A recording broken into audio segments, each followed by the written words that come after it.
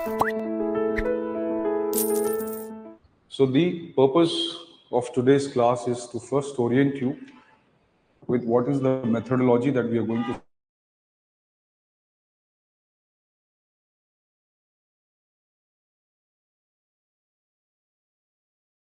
has a very wide impact throughout your UPSC, and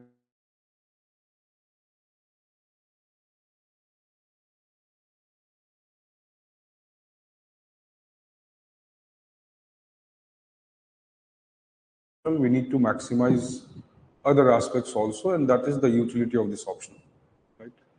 Rather than just merely focusing only the theoretical and technical aspect of this optional, right? It's better to use it for other purposes also. But how we can do it, that's again a question mark. So the purpose of this orientation is first to give you an idea that how do we intend to carry on with this particular course. As you know, there are class videos which are given to you, right?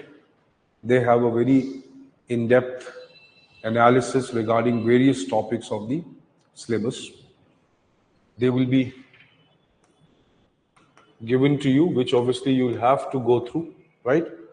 These videos will give you a lot of insight into many other aspects which you have probably not studied in your foundation programs, right? Whatever you've done. So this will give you a lot of analysis, lot of undercurrent, lot of between the lines understanding of the subject. Obviously, then we'll have sessions, right, which will be doubt sessions, or even if you have any conceptual query, you can ask it, right? As you know, these will be the live sessions, 2 per week, right? And there will be a rigorous session for 2.5 hours, obviously equivalent to the class. So we'll try to cover most of the issues or problems that you face while understanding many topics, and also at the same time how you're going to write them. That is equally important. Right? Obviously, those who have joined or included the test into that, obviously they'll be giving the tests, right, which will be independently vertical going on, what you have studied till now, how you have been able to understand things till now, that will be visible through the test. Also, when we discuss the test, right, so I would have incorporated a lot of drawbacks which I would have seen in your answers, right? So that will be given in the discussion also. So it has a multiple mode of analysis, multiple mode of content development, and this process will go on, right? Until obviously we finish the course. So this course will have lot of rigorous, effort, both on my part as well as yours, right? It will not be just one way. So you also have to equally contribute to this. Unless you do that, you will not understand it. Right. Now, obviously there are two important targets that we have, right? How do we score these marks, right? It's not that these marks have not come. Yes, of late, people have started, doubting their own efforts in terms of whether it will be translated into such and such marks, right? Like I said, public administration has multiple benefits. If there is a good student, he can multiply or she can multiply that into various other domains, right? Yeah, rather than getting stuck to this only one particular option. That is one prime reason that UPSC scoring in public administration has been little, uh, I would not say very less, but yes, comparatively less compared to other optionals. The reason being the same, that even the committees which have recommended for reforms in UPSC, they have supported the idea that because public administration is visible throughout the UPSC exam in various papers, so obviously these students have undue advantage. For example, a mathematics background student has an undue advantage in the CSAT paper, right? That is the idea. So don't go for the myths that it's not scoring, it is scoring. And that is why the UPSC is trying to bring it to parity with the other options, because they do not have that advantage as PubAd students have in the general studies paper, right? Because even if you say geography, sociology, right, political science, but those are very elementary benefits, right? Public administration almost gives you a benefit of 300 marks in your general studies. So obviously they are trying to bring it at parity, but nonetheless, right, they are giving marks. So what two things are the target? One, obviously, that our score must go somewhere beyond 280 plus, because this will be a very good score, right? Considering that you have a good understanding and then you can use it to other areas also. But yes, this is more or less an average or above average score, right? Now, this number, if it has to reach plus 20 or 25, then it will take little amount of effort, right? Without effort, this cannot reach you. So if you are actually willing, right? So without bypassing your general studies effort, without reducing the time that you give to GS, you can do it, and there is a method for that, right? Last year also, our students, or there are students who have scored 292, 293, right? This year, obviously, they have stuck to 275, 280, right? But nonetheless, they have got good ranks. Uh, but let's find out, right, why we are not able to move from this to this, right? So one target is obviously to take you to this, give you a very rigorous revision and understanding of the syllabus, right? And focus on the strategic areas which are obviously marks fetching. So this is one effort target. The second is, right, the presentation. Now the biggest drawback, namely of public administration, is, right, this is a very important drawback, because as it is not very clearly established as an area of study in universities or many of the colleges, right? So there is no standard clear-cut demarcation of exactly what to write in a particular question. Also, what exactly is the domain of a particular question or a particular issue, that is also not very clearly established, right? Many other social sciences, because they have a university linkage, it becomes easy in those social sciences to establish a standard answer that, okay, yes, this is what more or less university demands, and a little bit extra compared to this would be what UPSC requires. See? So they have a standard framework of content and the questions that they can ask, right? Whereas this is a very dynamic area, or I would not say dynamic in the sense, this is more fluidic, both. The organization, that is UPSC, the systems, the people who are working, the people setting the questions, and the examiners evaluating them, all of them somewhere are in the state of transition. So that is a very unique aspect which has helped Pud Ad become so popular also. And at the same time, it has taken the hit both. Because the people or academicians who are involved in this, they are themselves not very clear about exactly what should be the framework of something which has been asked. Right? So it gives a lot of uh, opportunity, lot of freedom to express, right? And at the same time, it becomes too discretionary. So this discretion which is available in the answers of public administration, they create the problem, right? Obviously, a student doesn't get that matured unless he has studied properly, right? When I say properly, 6 months of uh, uh, a very academic, analytical, intellectual study, not just merely rote learning of the facts. Okay, that will not give you the advantage. Any subject, right? So obviously you can understand this way, being simple but being conceptual. This subject requires more rigorous analysis, right? Unlike your other options where you have a note of 500 pages, 700 pages, you mug up and you go to the exam, and you obviously expect the questions that are there, right? So this will not happen with this, and that is the beauty of Pud Ad, right? That is where it becomes more interesting, right? So it is not a rote learning subject, first of all, right? So like a parrot, you cannot just remember certain points and say, fine, this is what I'll write. This cannot happen here, right? You see the nature of question. So second part is very important, presentation, right? This is, uh, or this becomes very relevant, not only for the entire mains, whatever papers you're writing, but especially for Pub Ad, right? Because like I said, the way Pub Ad is asked is very conceptual. The same difference between physics and mathematics. Mathematics, you can practice, practice, practice and score marks, right? But physics, unless you have conceptual understanding, unless you visualize, you cannot score marks, right? Even though you put a lot of effort in that. So there's a difference, right? The way a subject needs to be tackled. And that is all what makes the difference between Pub Ed and other optionals. The Pub Ed has to be tackled like a scientific subject, right? Not like a memory subject, right? But most of the students have been nurtured that way.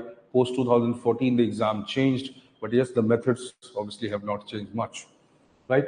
So we have tried to break those methods, disrupt those methods till now, which were there, right? It's been 6-7 years we are doing that, and we started getting results. Obviously, it takes little time, right? Even for a student to get oriented, right? It takes time for them.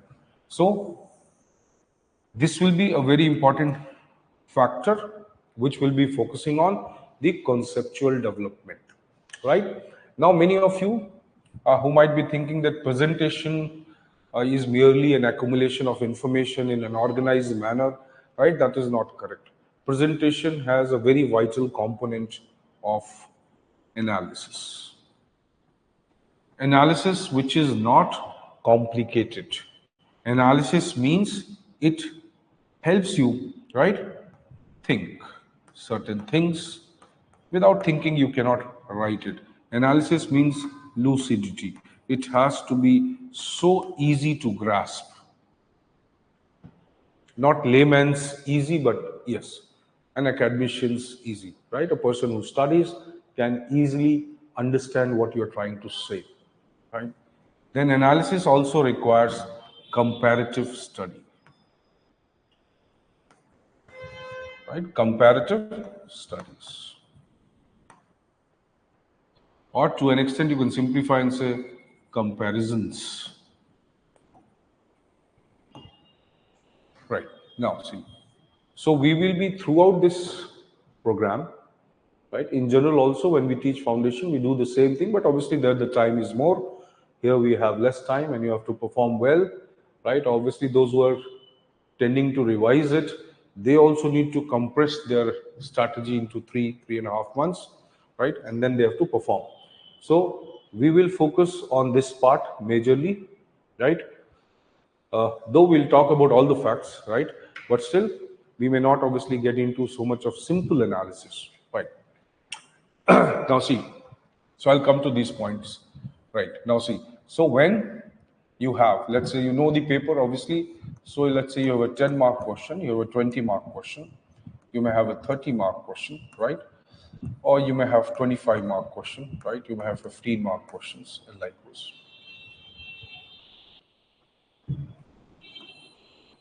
Now it is possible that we have 10 into 5, 50, 10 into 5, 50, right? That is 100 marks in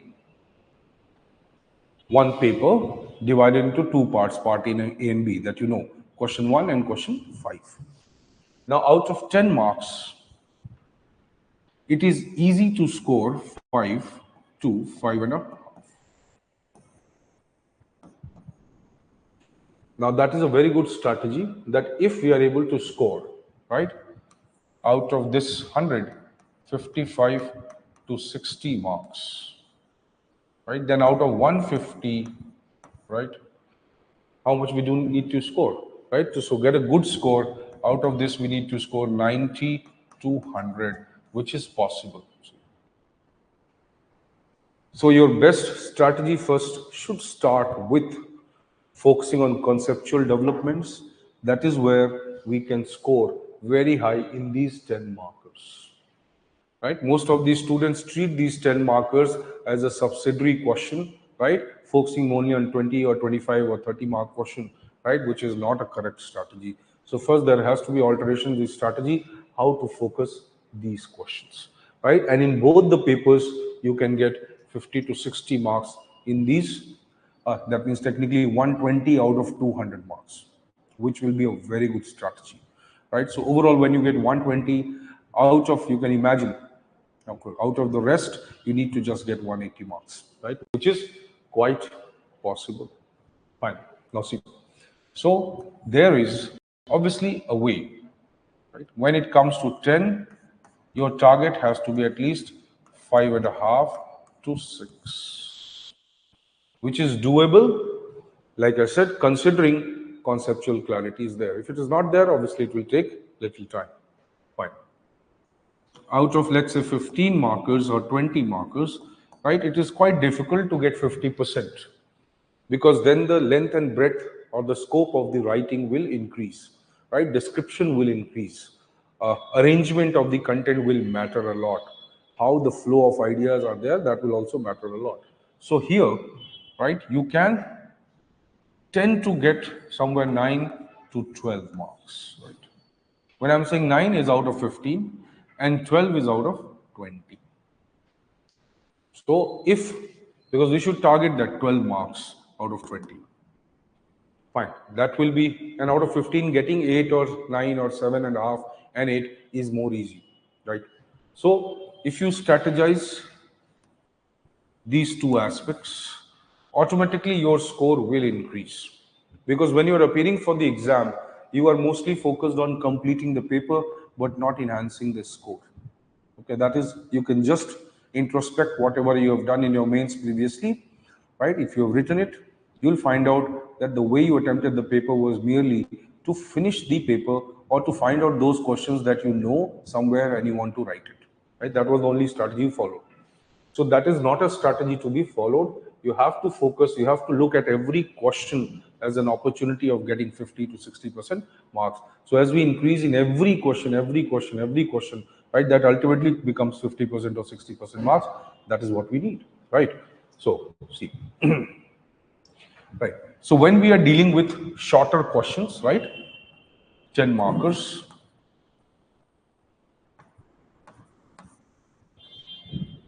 then our target will be to understand, right, break this question into two parts, right? Context, very briefly, right? Concept plus content. Now see, this is permanent. Any question that you write, any answer that you write, you need to work in terms of context and concept, right? The content is the body of the answer, right? Which varies as per the relevance of the question, right? Which also varies as per the tail words.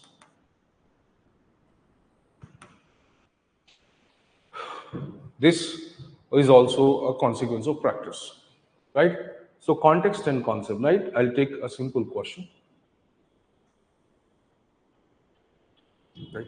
Let's take one simple question. Many of you might be familiar with the idea that public choice approach is based on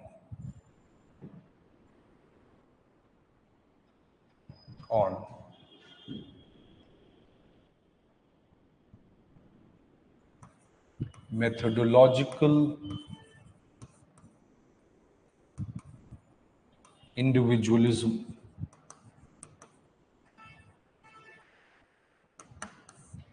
Now see, obviously to score very good marks, one thing is very important is the hierarchy of ideas, right? This is the key word. Always keep in mind the hierarchy of ideas.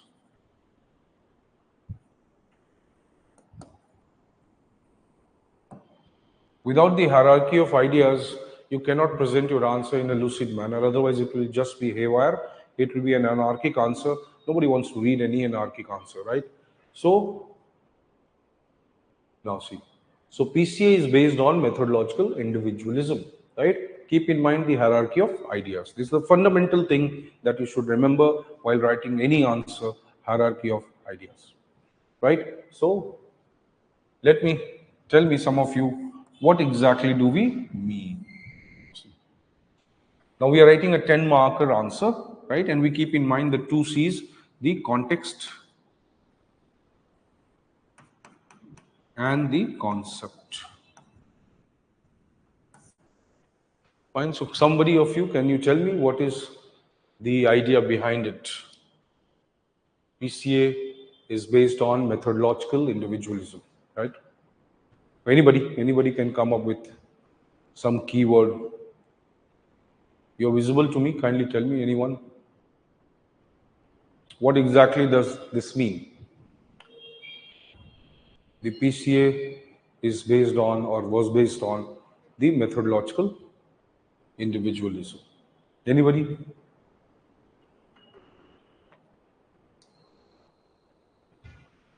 No?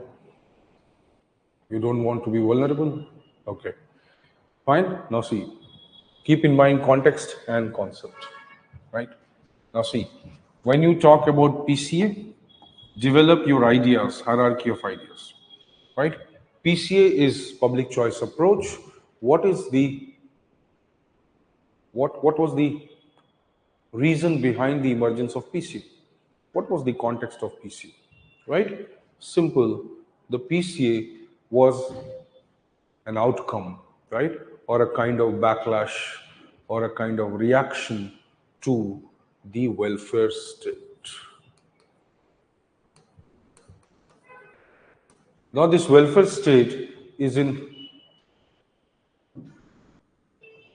correct web of to an extent, right? Welfare state, right? A welfare state, primarily we are talking about the capitalist countries.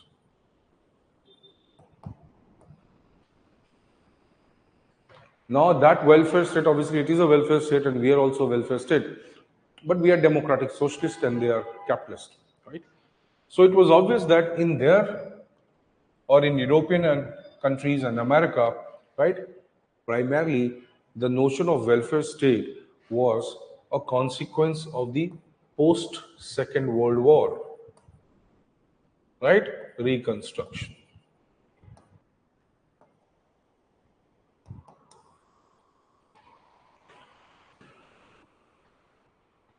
Advocating for enhanced role of market, Rohit, that may be one of the strategies of PCA. That is not the basis. That is not the context, right?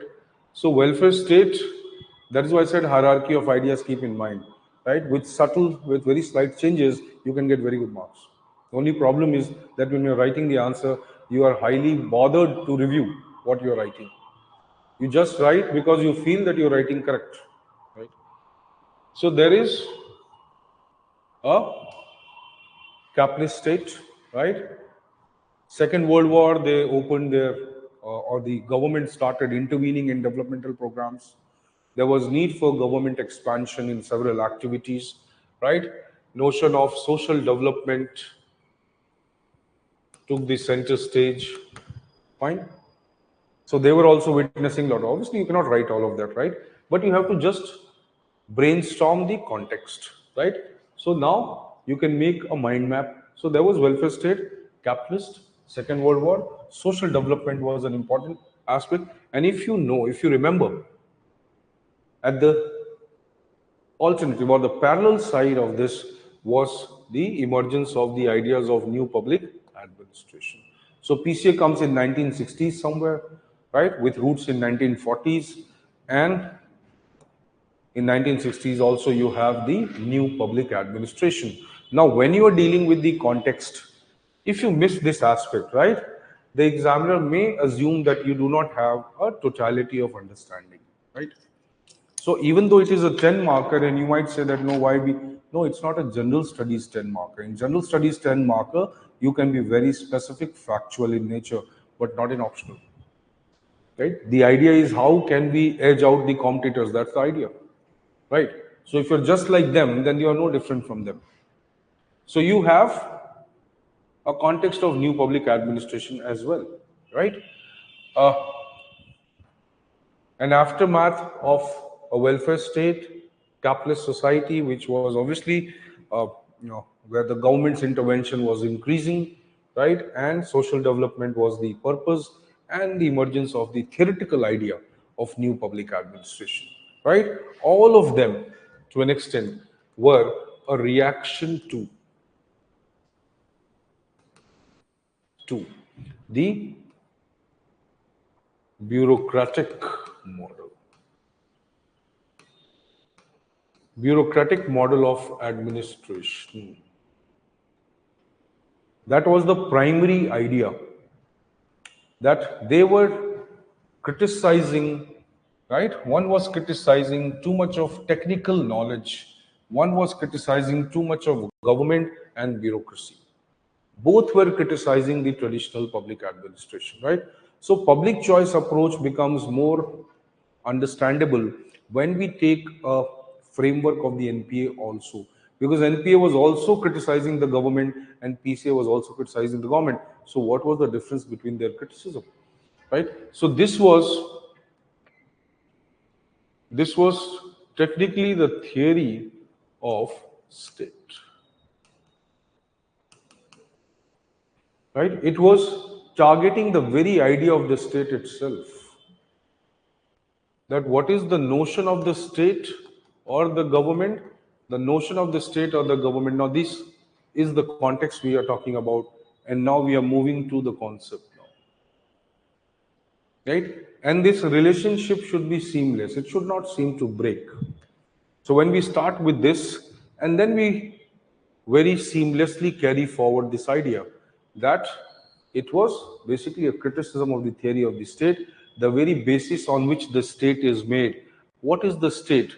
The idea of state, we call it as benevolent state or benevolent system, right? It believes in welfare, believes in public interest, believes in collective interest. Now, this statement that is there, that is targeting this very notion of the state, that it is a system serving the collective interest. So now, this particular aspect, dimension of public choice approach, or the given in the statement, is mainly the criticism of this idea that the state seems itself to be benevolent, it works for everyone, right?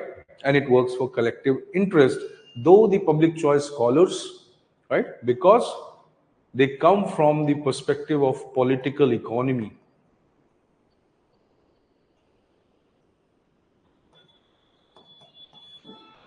right? They come from the perspective of political economy. What does it mean, right? This simply means that they are more focusing on politics without romance or without romanticism. No ideology, no philosophical talk, no moral and ethical perspectives associated with politics. Simply the utility of politics and why it works and what is the actual reason behind its decisions. That is the idea. So they start with the criticism of this idea that there is a collective interest. Now there is, or technically they say that no, if you take the economic or political economy framework to understand why people act in a particular way, then we understand that they don't act in the collective interest, they act in the self interest. And that is what the basic nature of human beings is, to work, right, for themselves. They have an individualistic approach to making decisions. They have an individualistic approach to understanding things, right? And so, if the government is based on this idea, then they say this idea itself is wrong. This is flawed concept. Now, see, so your answer needs now this analysis, that is the basis of society or is the basis of serving goods and services to the society be the individual market systems, or they can be collective state systems, right? Do people settle for average or they want to maximize their utility, their benefit? Are they rational economic beings, right? Now this is the analysis, this is the conceptual understanding. Now your answer will be the analysis of this, right? Obviously it has to be simple, it should not be that complicated. So you can bring certain scholars, right, like Niskanin's view.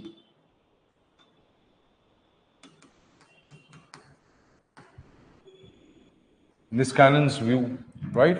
Or the concept of free riders,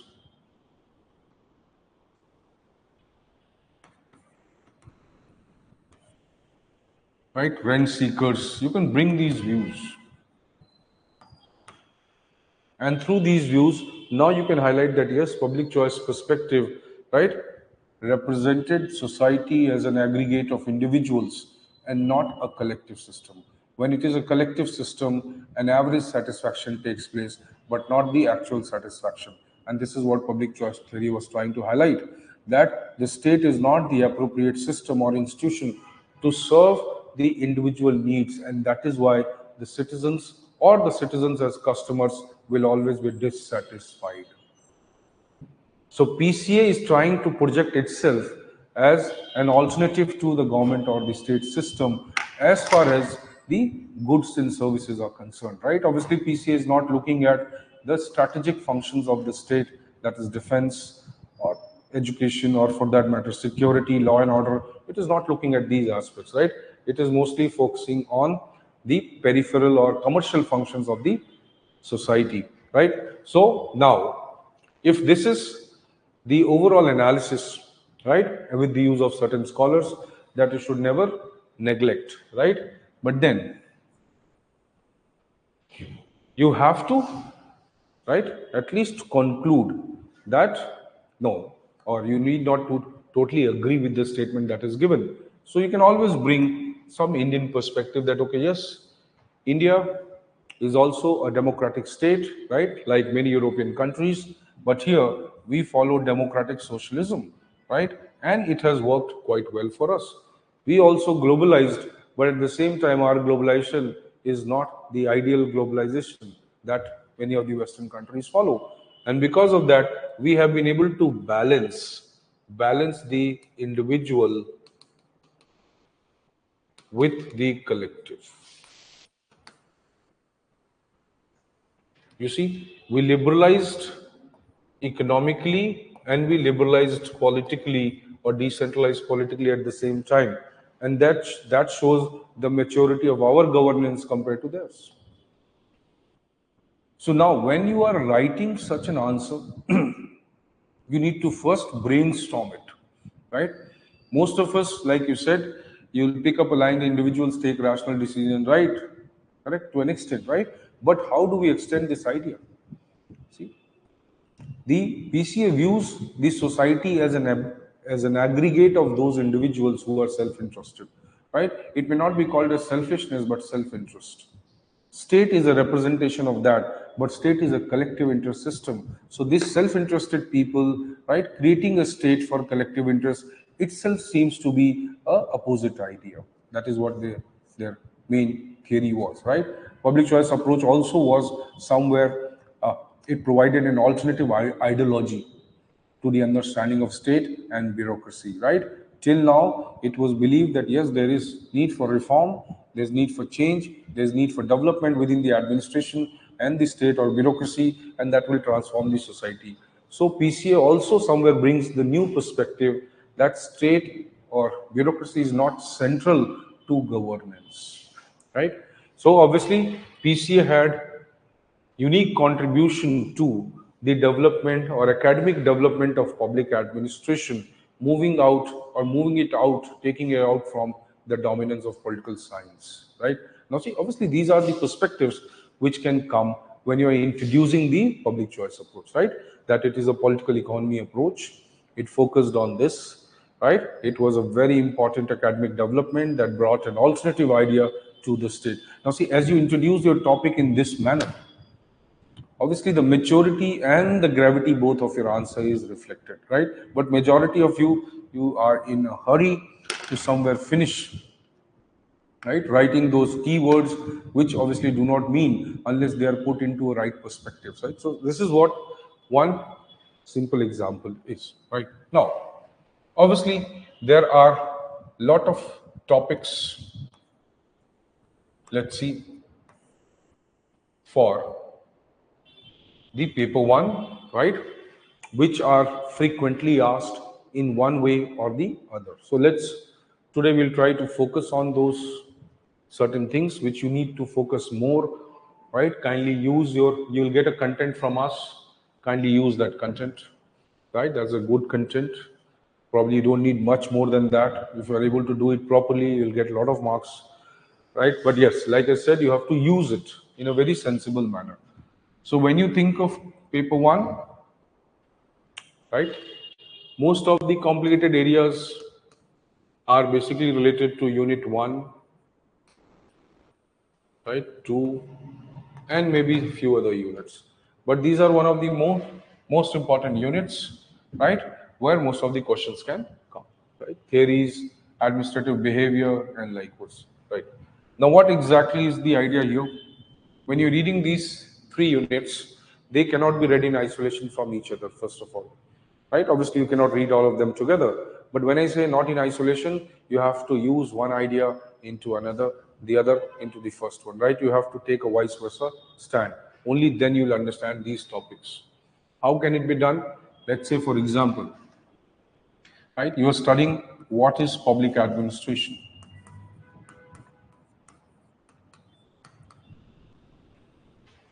Obviously, many of you can give numerous definitions. Fine. Now, if I want to define public administration from various perspectives, I can do that, right? If I want to define public administration as a subject, it can be done. What does it study? If I want to define it as a structure or an organization, right? Let's simplify a system. If I want to define it as a set of activity or functions, if I have to define it as governance, yes, I can do that. Now, if I take a very unique approach now, which can be universally accepted as good, if I take the perspective of public interest, that public administration can be defined from the perspective of public interest, right? Or from the window of interest, that is public interest, right? So when you starting your unit one, now most of you study this, right? But you do not integrate this context of public interest. When you think of public interest, right, then you have to bring the concept of public goods and services.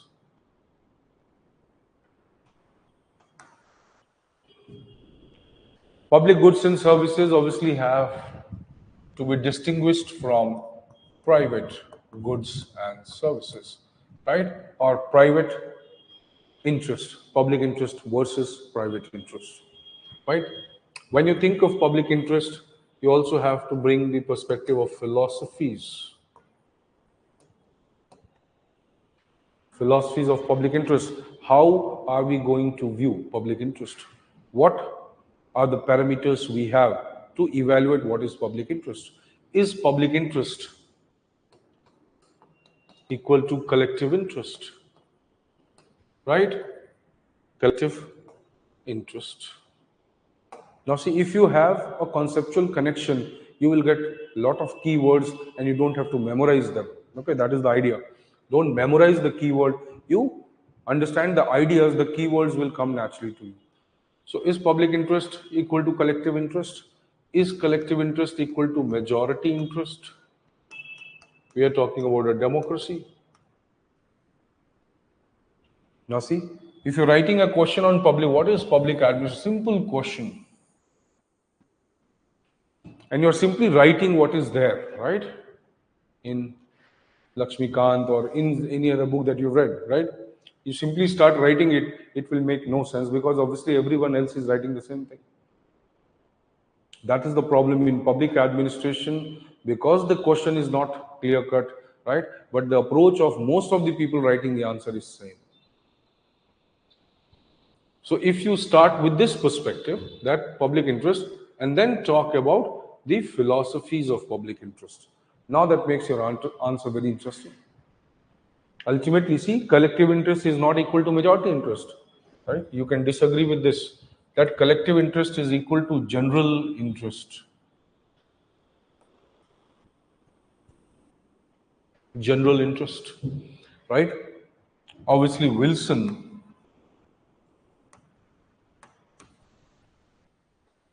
has highlighted this in his dichotomy. So Wilson's contribution can be brought here, right? That he has argued that general interest has been wrongly accepted as the majority interest. And so majority will is not equal to general will. And that is the confusion which creates or which makes political system more dominant over administration, that it is serving the general interest, whereas political system does not serve the general interest, it serves the individual interest, or let us say the majority interest, the interest of people there who are there in the system. So he says, and that is the basis, that is the reason why I want the administration separate from politics. So he believed that it is the administration that can serve the general interest, whereas politics can only serve the majority interest, right? And this becomes the basis of his theory or his idea of the science of public administration or science of administration. Fine. Now, obviously, the public interest perspective is inherent in Wilson's idea, right? Public interest perspective is inherent in Waldo's idea. It is inherent in many of these scholars, right? But see, because if we have not analyzed their basic premises, we will never be able to understand exactly what they are saying, right? Now, see, so if you have to start with, right, start with the idea of public interest rather than simply saying what is public administration. Fine, because public interest is the basis of public administration, and that is where the major distinction between private and public administration lies, or market and state lies, right? So we always say that public administration or public interest is the raison d'etre of public administration.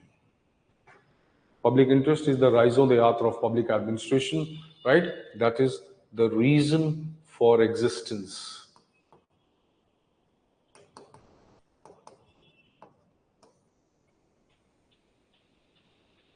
Reason for existence of public administration, right? So if there are some fundamental changes that we bring to the way we are understanding a topic, there are a lot of scoring, areas that will be created for us. The new scoring opportunities will be created for us. Why? Because obviously examiner would be able to understand that, okay, this person's perspective is much more evolved. This person can put, you know, uh, uh, organized multiple ideas in a very small format, and that is what UPC is about, right? If you keep writing useless things, right, ultimately the scoring potential of your answer will decline, right? You may write so many things, that's okay, but your writing doesn't make the sense which is needed, right? So same way, unit 1, for example, has lot of areas, lot of what you can say, interlinked areas, a lot of complicated concepts which needed to be intertwined, needed to be embedded together, and only then you can get very good marks. Yes, don't overdo it. Obviously you have to simplify with the practical examples from the Indian context, without which you cannot write it. Fine. Now see, let me take one more example. Fine. For example, we study the NPA, right? Obviously, most of you have studied new public administration, or at least would have read about it, right? Now, you know the context of the NPA, right? Obviously, context again is the post World War II, right? And failure of principles. As the principles started failing, the emergence of NPA takes place, right? But what exactly is NPA, right? Now, NPA has two major consequences, right? One, the theory of Pud Ad, for which it was basically emerging. Another, obviously, the practice of public administration. At the theoretical level, the NPA, right? What major change NPA brings at the level of theory?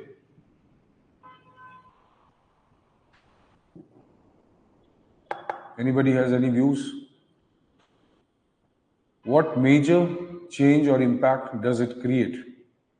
Fine. One biggest impact of NPA theoretically is that, right? It eliminates or dilutes, let me say not eliminates, but it dilutes the management orientation or dominance. When I say management dominance, it is obviously the private sector. This is very important contribution that NPA does. Then it makes the or focus of the study, right, more society centric.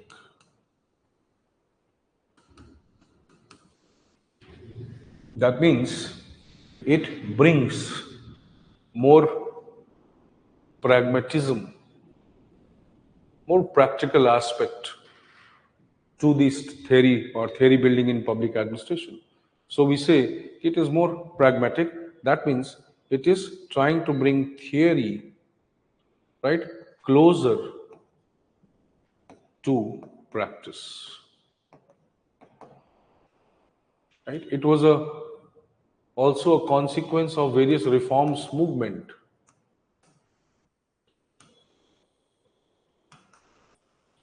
Initiated in this side. Now see, if we start understanding NPA, right, we'll be try or we'll be able to build lot of perspectives around it, and this will be the essence of many questions asked in the exam. That is more important. So brings this to closer to this, right? Obviously, NPA did not undermine the importance of bureaucracy. Bureaucracy too was central because, as per NPA, the bureaucracy will lead to the goals of NPA. Because if there is no system, how are we going to achieve the goals? Right? But what it does, through these goals, it gives a moral tone, moral or ethical tone, right? Reformist tone to public administration. So theoretically, this idea or the content of the Pud Ad or the study of the Pud Ad, or you can say the focus of public administration becomes more democratic, more society oriented, right? It brings more value based, or as you say, normative perspective to the public administration. Right. As a practice, like I said, obviously not much change as bureaucracy was still central. Right? So, how are we going to achieve what we want? That was to be done by the institution, the system called bureaucracy. So, locus more or less is same. Focus changes, right? I hope you know locus and focus, so there is no issue about that. Fine. So, practice, bureaucracy, right? Doing. Obviously, now the focus was more on the equity, or you can say it was more on effectiveness than efficiency. Obviously, it provided greater focus to external accountability.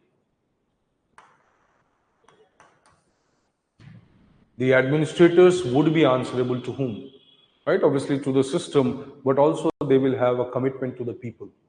So it somewhere started increasing the idea, or it started in implementing, or impacting the idea of external accountability of administration, right, which was not very much vibrant in Wilson's analysis and others analysis. They were more internal, or they talked more about internal changes, internal efficiency, but here the efficiency was more with respect to society, right? So external accountability in terms of practice, obviously you cannot achieve these goals without reforms. So practically the reforms to be initiated in civil services, the concept of service, concept of service, right, ignited by new public administration, right? New public administration now again was a parallel movement in the debate that has dominated public administration since long time. What is the debate? That is normative versus empirical, fact or uh, value versus fact, art versus science, right? So it also ignited these debates, right? Like art versus science, right? Art versus science, or value versus facts, right? Normative versus empirical,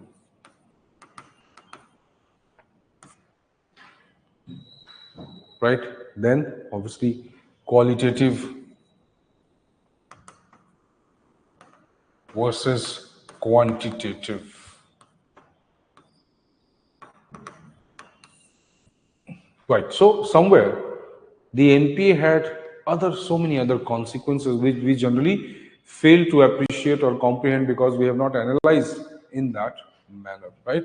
So obviously we'll do all that. Obviously NPA's tone, its temper was somewhere driven by the idea, the lack of empathy, the lack of emotional sensitivity amongst the bureaucracy and the writers of the public administration, who were merely inspired by the industrial productivity, industrial efficiency, or the idea of private sector efficiency. So it comes, or it brings a philosophical input, right? Philosophical tinge, philosophical uh, character, or ideological character to the study of public administration, right? It somewhere also makes the study, right, more vibrant in terms of interaction between system and society. System and society. That means it does not rely on a predefined knowledge, right? It does not rely on a predefined knowledge. It relies on the knowledge which is a product of the continuous interaction between system and people.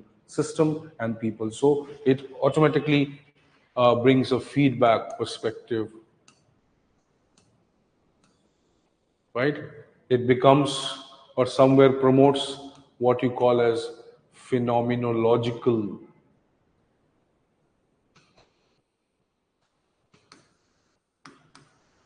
It somewhere presents the phenomenological view. Why phenomenological view?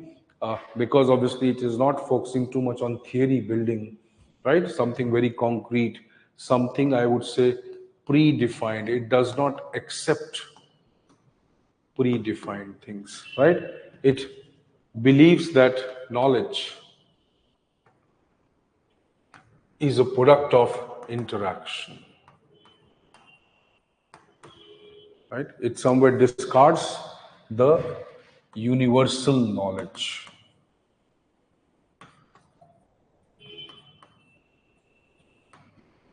right? Or simplified, one size fits all.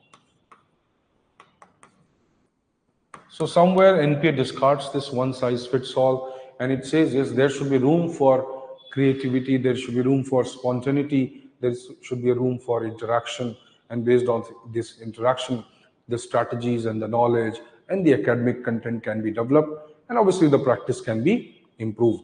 Or through the practice, the sciences or the knowledge can be impacted. Through the science, the practice can be impacted, and there should be a continuous interaction between them, right? So see, it makes it more socially responsive public administration. You have to look into the definition given by Fredrickson. Less generic, more public, right? More normative, less empirical. So Fredrickson or Golombieski, anti-goals. So 3 anti-goals or 5 pro-goals. Right? Now there are various ways of putting it. But then when we analyze any topic, we can go for such kind of analysis, right? Whether it is Taylor, whether it is NPM versus NPA, right? NPA 1 versus NPA 3, whether the question that was asked last year, right? Last mains itself, as you know, the question which was based on the academic theory building, academic research in NPA 3, right? And how peer-to-peer evaluation was more focused in NPA 3. Obviously, they were talking about the study of public administration, which should move away from the Western domination, right, to more multilateral, to more global in nature, right? Anything knowledge that we develop here, right? It obviously has a utility in our context first, but then if we generalize the knowledge, it has utility in so many other contexts. And when that can be done, it will be easy for us to transfer and disseminate knowledge from one place to another, right? That is what the NPA 3 talks about, methodological pluralism, right? Diversity as the essence of knowledge, right? There should not be a singular idea, there should not be a singular concept which can dominate everything, which can explain everything. It is not possible, right? This can be very easily fitted into, now see how paper 2 linkages can be developed. Now this idea of NPA is quite visible, right? When we understand development administration in paper 1, right? Or when we understand this local global debate in paper 2. Now see the linkage between them vertically within one paper and between two papers, right? So when you study local global debate or the concept of neo-localism,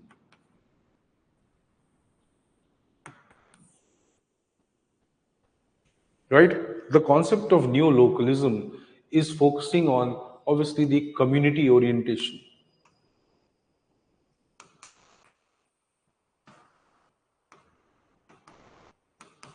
That is, how are we going to make our local governance systems or local problems more uh, or local sorry systems governments more receptive to local problems? How are we going to associate both these, right?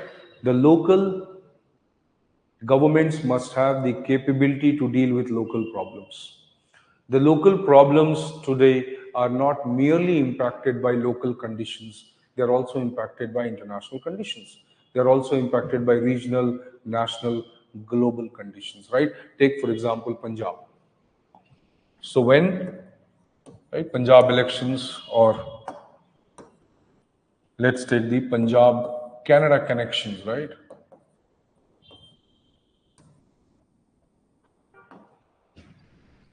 Or let's when you talk about Kerala, right? And the young boys moving from Kerala to ISIS camps, right? And likewise, when you say Jammu and Kashmir, right? And likewise, there are a lot of things, right?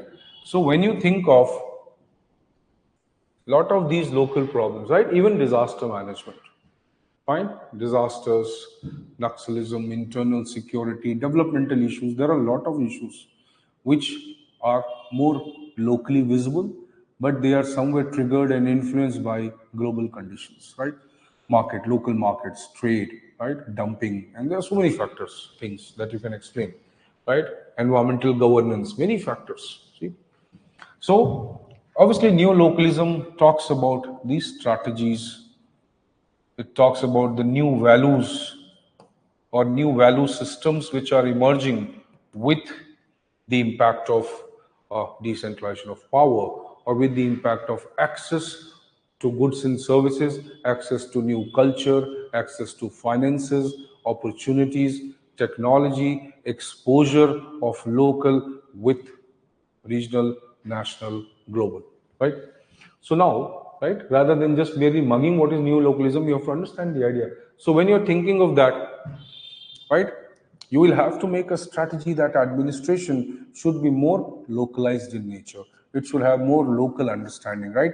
NPA exactly talked about the idea that the context of the American society was changing, and a public administration or government systems or administrative studies in America were not responding to these contextual changes. And that is where the idea is what you can say, seamlessly interacted with the issues related to this. So when you say what exactly is DA, Development Administration, it's an NPA for the developing societies. What is the extent of localism and neo-localism and these issues? Obviously, it is trying to make the administration more contextual to its problems, though these problems will have global impacts, right? So how NPA as an idea fits into the decentralization model, right?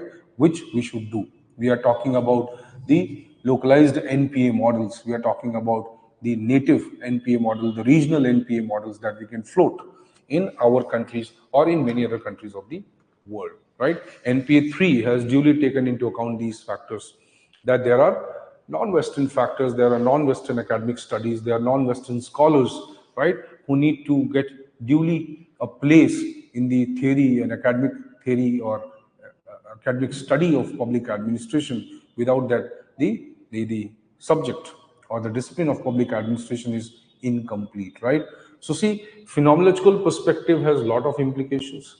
It was an idea became more popular underneath the new public administration, and now this idea is impacting many of the non-Western countries. In fact, I would say they are not deliberately doing it, but this is what it is happening, and it is going to happen in future, right? Even if we want or we don't want, this is what we are going to experience, right?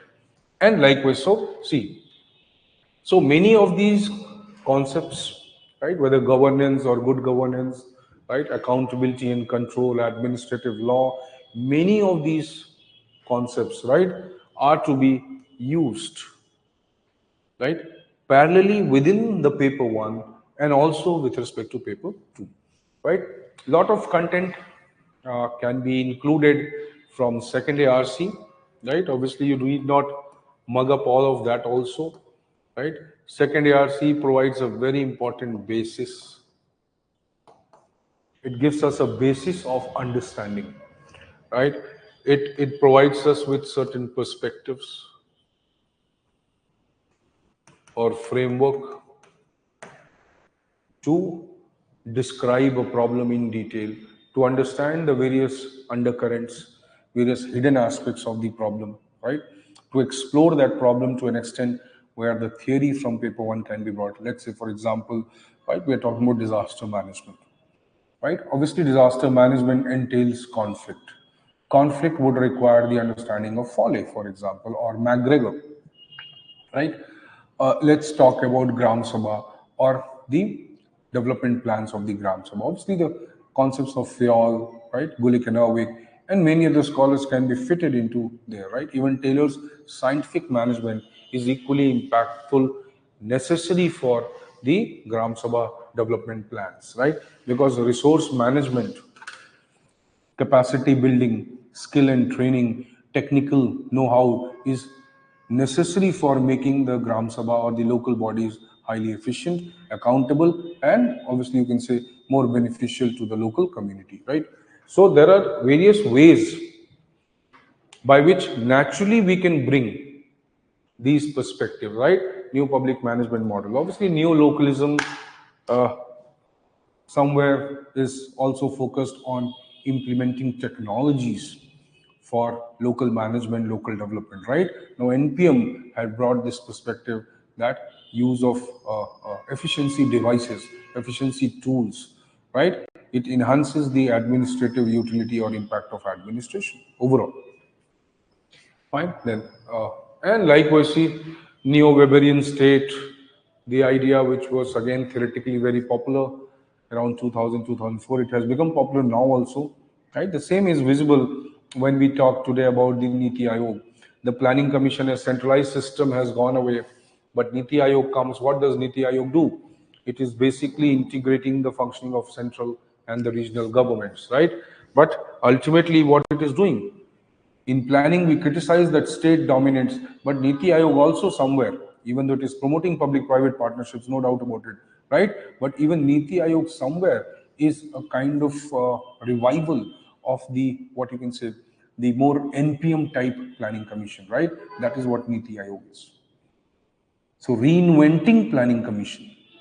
When we say reinventing government, right? A new public management model, simply the Niti Aayog is a reflection of that new public management model in the context of planning. Right? So, or in the context of federalism.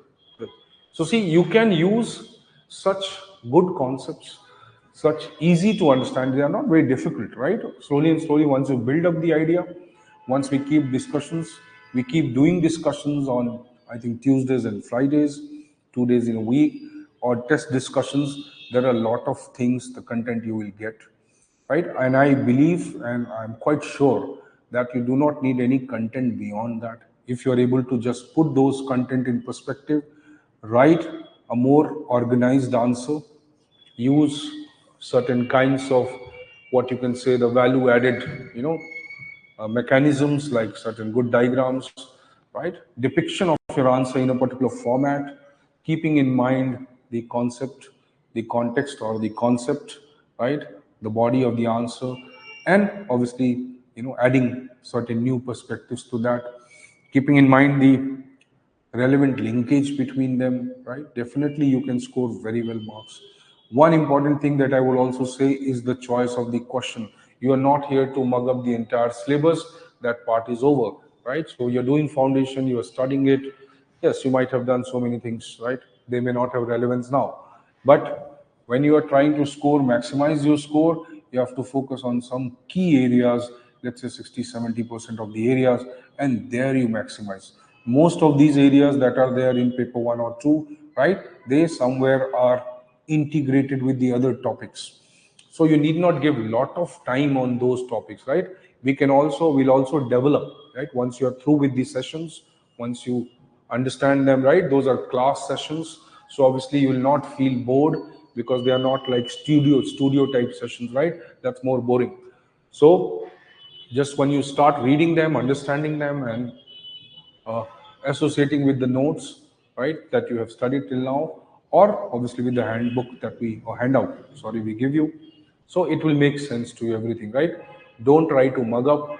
I would always say, try to keep a sense of that, right? So once we do the discussions, once we keep interacting, right, things will change. Also, keep a small notebook with you. This small notebook you should use for gathering data and information, right? Like case studies, examples, census data, correlation of census data, right? Also pick up some good practices, right? Time to time, I'll tell you, don't worry. But still, you should keep doing your work, right? Some best practices across the globe. Second ARC has also given certain things, but let's say they are more old now. So you can go for best practices. Okay, get comparative studies, right? Discuss how other developing countries are facing this problem, how developed countries have been able to tackle these issues, right? What can be India's perspective into this? How India can improve its governance in the future? So you should, or your answers must reflect that kind of sensibility and obviously a futuristic vision that examiners are looking for in public servants. So rather than going into the exam, right, without having this open, right, and you simply go and you want to vomit the information that you have acquired, now that will not make a good answer, right? So e-governance, accountability and control, there are so many areas which give you such an extraordinary opportunity, right, to surpass your competitors, not only in PubAd but in any other optional, right? I always call them sunshine areas. They are sunshine spots, sunshine areas in public administration, and there are a lot of them. You will not find this in any other optional. Other optional, you have to mug up the name of the scholar and write the definition. Only then you get the marks, right?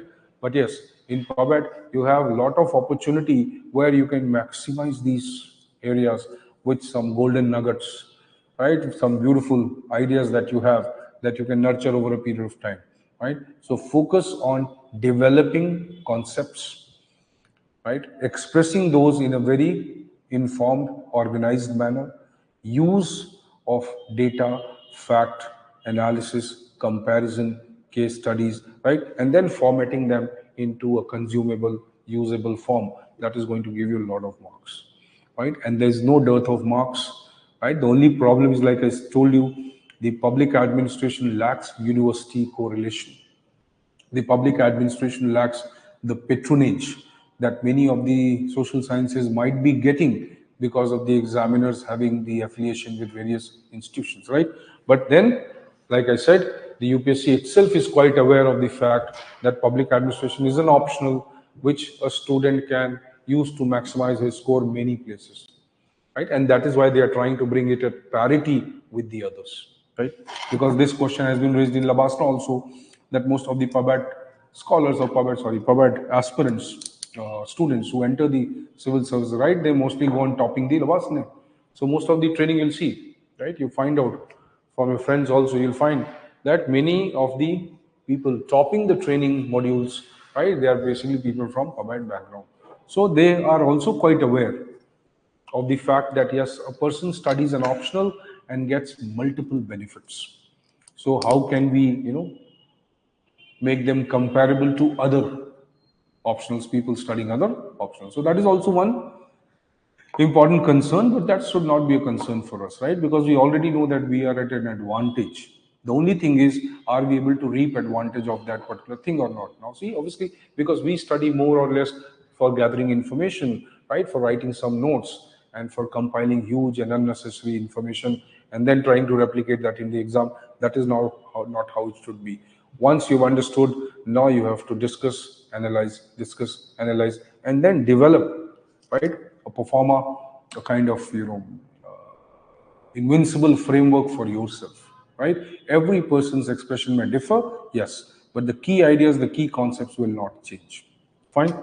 Anybody of you have any doubts? So this was the first session. I just wanted to interact with you. Now tomorrow, or obviously once this session is over, you'll be given a question paper, right, with 5 questions with space in them.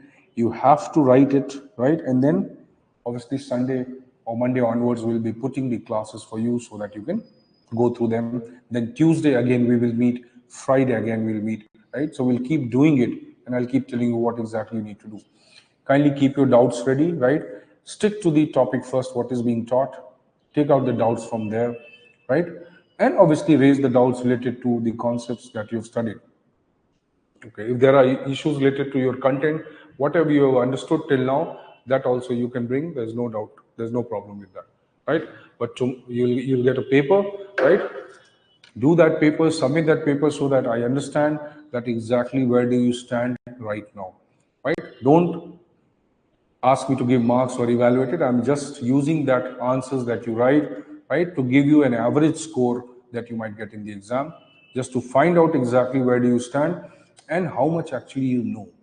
These are very simple questions, but as they say, right, the simplest targets are the toughest to comprehend, and that is what happens. So let me see how simple things you can explain, right? Or do you have the ability to bring that lucidity into the answers or not, right?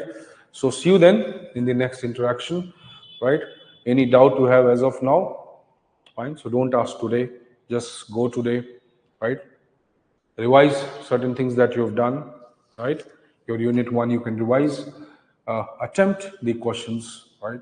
Send it to me. Let me just have a feedback. Let me just know that how much you know, what you have studied. Wherever you have studied, it doesn't matter, right? Now you are here, so obviously our purpose would be to fine tune whatever you have not done, right? So all the best to you. See you then, right? Hope there is no other discussion as of now, right? I've given you a general perspective. Think about it, right? And then we'll talk again. See you then. Thank you so much. Should I take the leave?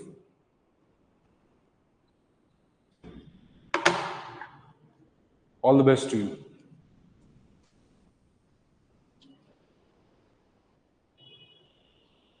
Okay, so should I leave? You can just say bye or thank you so that I can leave, right? It will be a general test, Vaibhav. Please don't bother about it, right? You have studied PubAd, you have given mains. You should not bother. It will be a very general test. You just try to write it. Right? It will help me understand the spontaneity of your ideas. Right. You have to get 300. No, don't stick to 250. So obviously, when your goal, your target is something, something probably better than what you are as of now, you will need to change yourself. Thank you so much. All the best to all of you.